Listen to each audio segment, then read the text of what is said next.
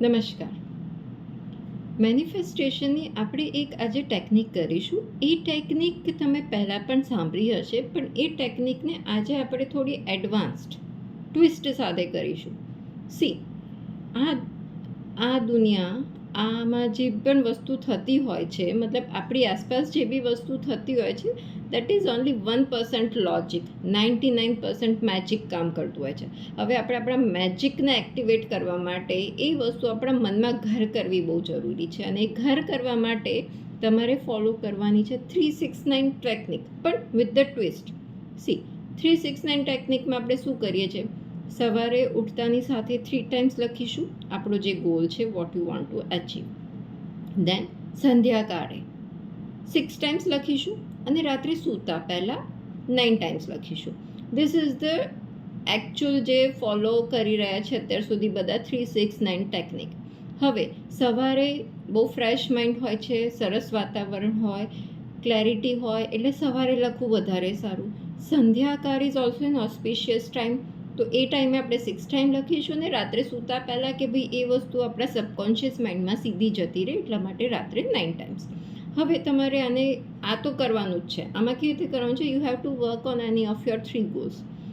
3 goals લો લાઈફમાં, જે અત્યારે તમારે પ્રાયોરિટી છે, અને એને પ્રેઝન્ટ ટેન્સમાં લખો. ઇફ યોર ગોલ ઇઝ કે ભાઈ to earn this much money, તો I already have 10 crores in my bank account. આ એક થઈ ગયું. બીજું, I already have my this family. ઠીક છે? I already have my this dream car. આ મેં 3 એક્ઝામ્પલ આપ્યા. આવી રીતે તમારે 3 ગોલ 3 ટાઈમ્સ લખવાના છે. ફાઇન. સંધ્યાકાળે 6 વાર લખવાના છે અને રાત્રે સૂતા પહેલાં 9 વાર લખવાના છે. એક લખવો હોય તો એકને પણ તમે 3 ટાઈમ્સ, 6 ટાઈમ અને 9 ટાઈમ્સ લખી શકો છો, કોઈ એક ગોલ પર કામ કરવું હોય તો. હવે આમાં ટ્વિસ્ટ એ છે કે જ્યારે તમે સવારે અને 3 ટાઈમ્સ લખો છો, ત્યારે સવારે ફક્ત એક વાર એક બીજી વસ્તુ સાથે કરવાની છે. સેમ 369 3 ટાઈમ્સ તો તમે લખી દીધું, તમને જે જોઈએ છે, રાઈટ? હવે 6 ટાઈમ્સ લખવાનું છે વાય યુ વોન્ટ દેટ. આ રોજ કરવાનું છે. સપોઝ તમારું ડ્રીમ છે to build a business or to earn 10 crore rupees. ઠીક છે? તો I already have 10 crore rupees લખી દીધું. હવે તમારે એના 6 રીઝન્સ લખવાના છે કે એ તમને કેમ જોઈએ છે. આનાથી શું થશે? એક તમારા માઇન્ડમાં એક દ્રઢતા આવશે કે yes, I am capable enough, I deserve enough, કે હું આ વસ્તુ મેળવી શકું છું. એટલે તમારે તમારા મનને એ રીઝન્સ આપવાના છે. કેવી રીતે? ભાઈ, I have that much knowledge, મારી પાસે એટલું નોલેજ છે કે હું આરામથી 10 કરોડ કમાઈ રહી છું. હું 10 કરોડ ડિઝર્વ કરું છું. હું 10 કરોડથી સમાજને આ રીતે હેલ્પ કરું છું. તો આવા બધા એક્ઝામ્પલ્સ, આ મેં તમને એક્ઝામ્પલ્સ આપ્યા. આ રીતે તમારે એવા 6 કારણો લખવાના છે કે જેથી તમે એ વસ્તુ મેળવવા માટે તમારા મનને વધારે દ્રઢ મક્કમ કરો. તો આ થઈ ગયું 6 રીઝન્સ. હવે 9 વખત શું લખવાનું છે? 9 ફિલિંગ્સ લખવાની છે. 9 ફિલિંગ્સ, કે એ વસ્તુ મળ્યા પછી તમારી શું ફિલિંગ હશે, એ વસ્તુ તમારે અત્યારે ફીલ કરવાની છે ને લખવાનું છે. For example, I am very happy, I am on top of the world, I celebrate, I am feeling very awesome. આ રીતેની તમારે ફિલિંગ્સ, મતલબ ગુજરાતીમાં બી તમે લખી શકો છો, હિન્દીમાં લખી શકો, ઇંગ્લિશમાં લખી શકો, તમે જે લેંગ્વેજમાં કમ્ફર્ટેબલ હોય લખો. કે એ વસ્તુ મળ્યા પછી તમે કેવું ફીલ કરશો. તમારા બેંક એકાઉન્ટમાં 10 કરોડ છે તો તમે કેવું ફીલ કરશો? You will feel super power, you will feel strong, you will feel કે હા, હું એકદમ લાઈક રિલેક્સ્ડ છું કે ભાઈ મારા એકાઉન્ટમાં 10 કરોડ રૂપિયા પડ્યા છે. તો તમે કેટલું રિલેક્સ્ડ ફીલ કરશો? તો I feel relaxed, I feel awesome. હું પોતાને પાવરફુલ સમજીશ કે ભાઈ 10 કરોડ મારી પાસે છે, તો હું કેટલું રિલેક્સ ફીલ કરીશ કે ભાઈ હા, મારી પાસે હું આરામથી રૂપિયા ખર્ચી શકું એમ છું, હવે મને બીજું કોઈ ફાઇનાન્શિયલ ટેન્શન નથી, right? So I will feel relaxed, I will feel powerful. આ બધા ઇમોશન્સ તમારે લખવાના છે. તો આ 9 રીઝન્સ, 9 ઇમોશન્સ તમારે લખવાના છે. આનાથી શું થશે? તમારું મનમાં વધારે દ્રઢતા આવશે. તો દેખો, આપણે 369 ટેકનિકને કેટલી પાવરફુલ ટેકનિક બનાવી દીધી કે આમાં પછી કોઈ જ શક્યતા નથી કે એ વસ્તુ તમને ના મળે. કારણ કે તમે એક તો કેટલા દિવસ કરવાનું છે? આને જે 369 છે, સવારે, સાંજે અને રાત્રે લખવાનું છે, એ તમારે કન્ટિન્યુઅસ 45 ડેઝ, ક્યાં તો 66 ડેઝ, ક્યાં તો 99 ડેઝ સુધી કરી શકો છો.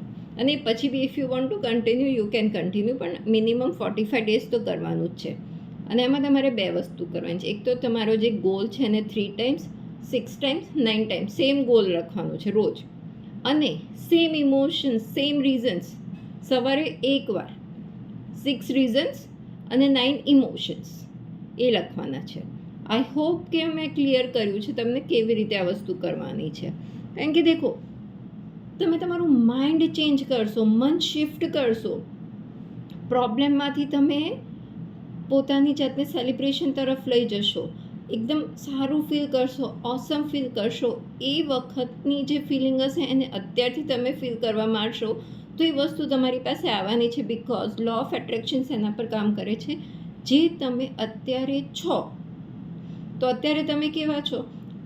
અગર તમે 369 ટેકનિક નથી કરતા, કે તમે સારું ફીલ નથી કરતો, તો how you are feeling? You are feeling low, you are feeling doubt કે ભાઈ આ વસ્તુ મને મળશે કે નહીં, આટલી મહેનત કરી તો પણ હજી સુધી નથી મળ્યું. તો આ બધા ડાઉટ્સને, આ બધાને હટાવવા માટે આપણે એ ફિલિંગ્સ ફીલ કરવી, એ ફિલિંગ્સ લખવી જરૂરી છે. તો એટલા માટે આપણે આ એક્સરસાઇઝ કરી રહ્યા છે. કેમ કે તમે જેવું તમારા માઇન્ડને શિફ્ટ કરો છો પ્રોબ્લેમમાંથી સેલિબ્રેશન, હેપીનેસ તરફ, તો ઓટોમેટિક તમે તમારું એ રીતેના વાઇબ્રેશન્સ હાઈ કરી દો છો. અને જેવા વાઇબ્રેશન્સ હાઈ થશે તો તરત તમને એ રીતેની વસ્તુઓ તમારા જીવનમાં આવતી જશે. હેપી મુમેન્ટ્સ તમારા જીવનમાં આવતી જશે. પણ એ હેપી મુમેન્ટ્સને હંમેશા રાખવા માટે તમારે હંમેશા એ વાઇબ્રેશનમાં રહેવાની ખૂબ જરૂર છે. અને એ વાઇબ્રેશનમાં રહેવા માટે ફક્ત જરૂર છે તમારા માઇન્ડને ચેન્જ કરવાની. અને એ બિલકુલ શક્ય છે. માઇન્ડને આપણે ક્ષણભરમાં ચેન્જ કરી શકીએ છીએ. ઇફ યુ આર ફિલિંગ લો, તમારું કોઈ ફેવરેટ મ્યુઝિક સાંભળો, સરસ પાર્ટી સોંગ સાંભળો, ડાન્સ કરવા માંડો, રનિંગ કરો, એક્સરસાઇઝ કરો, તમે તરત જ તમારો મૂડ શિફ્ટ તમે જોશો. અને જેવું તમે મૂડ શિફ્ટ કરશો તો યુ વિલ ફીલ કોન્ફિડન્ટ. અગર તમે હતાશ થઈ ખભા નીચે કરીને બેસો તો તમને એ રીતેની જ ફિલિંગ આવશે. પણ ખભા ટટ્ટાર કરી ડાન્સ કરો, એક્સરસાઇઝ કરો, રનિંગ કરો, છોકરાઓ જોડે રમો, બહાર રમત કરો, અને પછી તમારા જે ફોકસ છે કામ પર ફોકસ કરો. પછી દેખો તમારું માઇન્ડ કેવું સરસ શિફ્ટ થશે. યુ વિલ ફીલ કે I am capable enough, I can do this. આ મારા માટે બિલકુલ શક્ય છે. હું આના માટે બનતી બધી જ મહેનત કરીશ. આ બધી ફિલિંગ્સ તમારામાં આવતી જશે the moment you shift your mind. તો જરૂર છે ફક્ત માઇન્ડ શિફ્ટ કરવાની. અને એ વસ્તુ ક્યાંથી પોસિબલ છે? આ 369 ટેકનિક કરો, બહુ જ સરસ છે. ના કરો તો પણ હંમેશ the moment you feel low, shift your mind. Mood change કરવું એક ક્ષણનું જ કામ છે. ફક્ત ને ફક્ત વિચાર બદલો, તમારું મૂડ બદલાઈ જશે.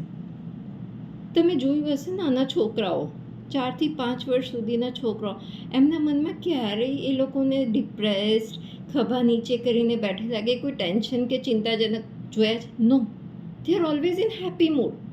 તો કેમ આપણે કાયમ માટે એ ચાઇલ્ડિશ બિહેવિયર ના રાખીએ આપણામાં? એ હેપી બિહેવિયર આપણામાં હંમેશા રાખીશું તો આપણા જીવનમાં એ હંમેશા હેપી મુમેન્ટ્સ જ આવવાની છે. તો આ વસ્તુ કરીને જુઓ અને આપના અનુભવો મારી જોડે શેર કરો. આશા રાખું છું આ વિડીયોથી આપને પ્રેરણા મળી હશે. વિડીયો પસંદ આવ્યો હોય તો વિડીયોને લાઇક કરજો અને ચેનલને સબસ્ક્રાઈબ કરજો. મને સાંભળવા બદલ અને આપનો કિંમતી સમય આપવા બદલ આપનો ખૂબ ખૂબ આભાર. ફરી મળીશું નેક્સ્ટ વિડીયોમાં.